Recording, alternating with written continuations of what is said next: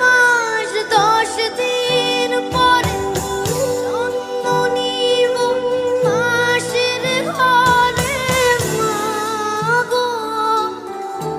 10 মাস 10 দিন পরে জন্ম নিব মাসের ঘরে মাগো।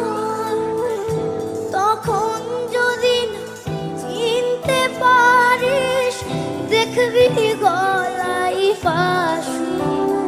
ও মা, তখন যদি না চিনতে পারিস দেখবি গলায়